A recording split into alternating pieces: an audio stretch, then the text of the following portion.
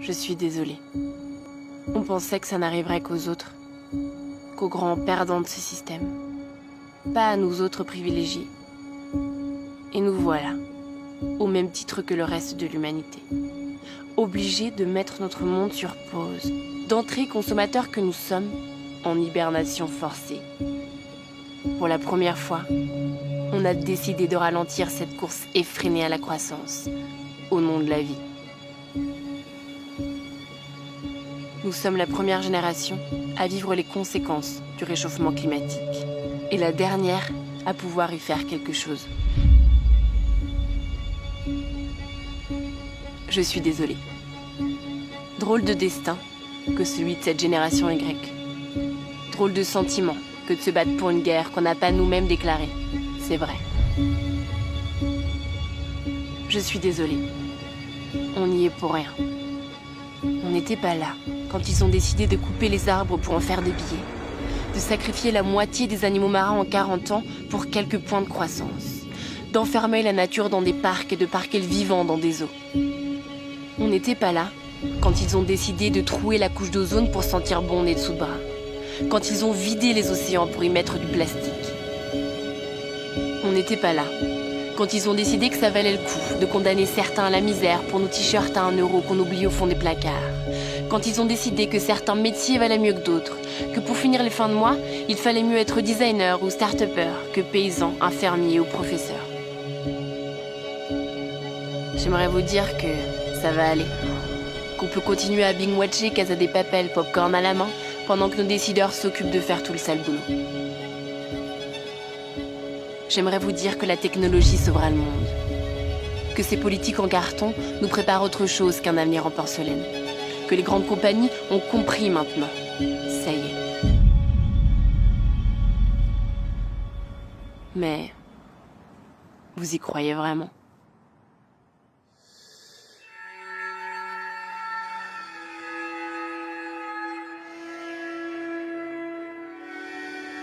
On n'y est pour rien.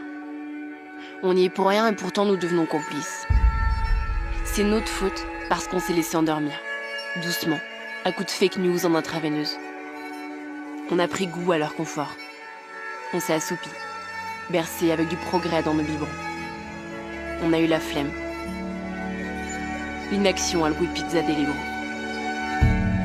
Pendant qu'on produit, qu'on jette et qu'on recommence.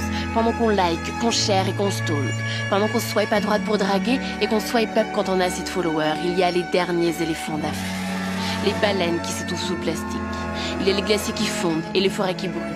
La terre qui se consume à mesure que l'on consomme. Il est temps de débrancher des écrans et de rallumer les cerveaux. Comme à des enfants, on nous a raconté des histoires. On nous a dit qu'on était trop petits, que c'était déjà foutu. Montrons-leur qu'on a grandi. On nous dit à coups de tribunes, de pétitions, de tweets, que le monde d'après ne doit pas être un retour au monde d'avant, à la normale, parce que le normal ne marchait pas. Ce monde d'après, il nous appartient de le construire. Quand est-ce qu'on y va ? Qu'on ose envoyer tout balader ? Alors oui, il y a les États et leur inaction, les institutions et leurs sommets, les multinationales et leurs yeux fermés. Mais aujourd'hui, j'aimerais vous proposer quelque chose. Et si on ne les attendait pas ? Il va nous falloir du courage, de l'audace. Tant il va de soi qu'il est plus facile de crier au complot que de mettre les mains dans la terre. Tant il est plus confortable de dire que c'est sa faute, à l'autre, à lui, à eux. Il va falloir qu'on ose se poser la question. De quoi est-ce qu'on sera fier ? En tant que génération, je veux dire. Est-ce qu'on sera fier de la 5G pour télécharger nos pornos en une fraction de seconde ? De nos cartes du monde à gratter et puiser d'avoir fait le Mexique, fait l'Inde, fait le Costa Rica. Est-ce qu'on sera fier du mascara waterproof ou des lunettes de réalité augmentée quand on devient aveugle à celles qu'on a sous les yeux ? Ou est-ce qu'on sera fier d'appartenir à ceux qui ont réussi à dévier l'histoire ? Confinés, en quarantaine dans un système malade, pour la première fois, On a appris que ne rien faire, c'était déjà agir. Alors comprenons que notre flemme canna-bol de céréales est une validation sournoise de ce modèle. Ne rien dire, c'est être d'accord. Ne rien faire, c'est ne pas vouloir que ça change. Voilà un pari bien risqué que de remettre notre sort entre les mains d'une poignée de boomers. It's supposed to be 70 degrees today. It's freezing here. We need some global warming. 핵단추가 내 사무실 책상 위에 항상 놓여 있다는 것. This is iPhone X. It is the biggest leap forward since the original iPhone. And to do that, the NSA specifically targets the communications of everyone. It ingests them by default.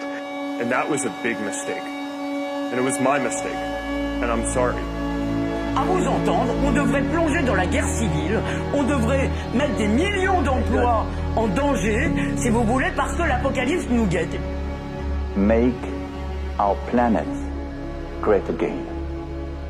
Ne les laissons pas, par leur ignorance, par leur inaction, par leur nostalgie destructrice d'un monde qui s'éteint, choisir pour nous. Ils ont déconfiné nos corps, il va falloir déconfiner notre flemme.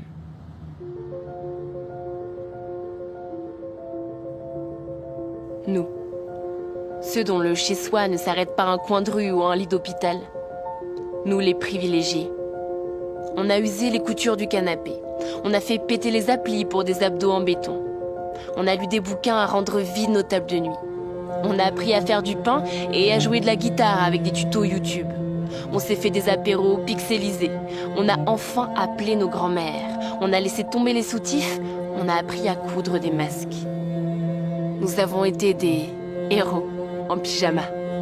Nous avons sauvé des vies en pantoufles. Mais cette fois, il ne va pas s'agir de rester chez nous. Demain, il va nous falloir être encore plus courageux. Une nouvelle histoire nous attend dehors. Et croyez-moi, il va y avoir du boulot.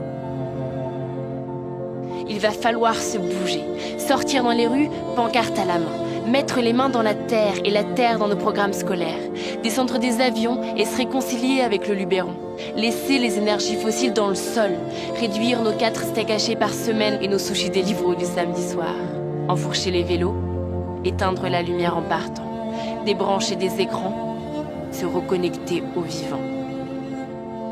Il va nous falloir être une génération intranquille, consciente et indignée. Qu'on soit plus que quelques-uns à être écolo. Drôle de case dans laquelle on a rangé ceux qui amassaient la vie pour se battre pour elle. Sauver la planète, protéger l'environnement. Comme si on ne faisait pas partie de ce tout. Nous sommes des êtres vivants, au même titre que les autres que nous exterminons. Nous sommes la nature. Si elle disparaît, nous disparaissons avec elle. Si le jour d'après consiste simplement à refermer la parenthèse, à reprendre le cycle infernal qui a rendu possible ce virus, alors nous aurons perdu. Ça dépend de nous. Il nous appartient de prendre ce moment pour donner tort à tous ceux qui nous pensent trop petits, trop tard, trop fous. On sait déjà que ce ne sera pas facile et qu'on n'est même pas sûr de gagner. Mais franchement, est-ce que ça vaudrait pas le coup d'essayer ? On n'a plus le temps de ne pas y croire. Réveillons-nous.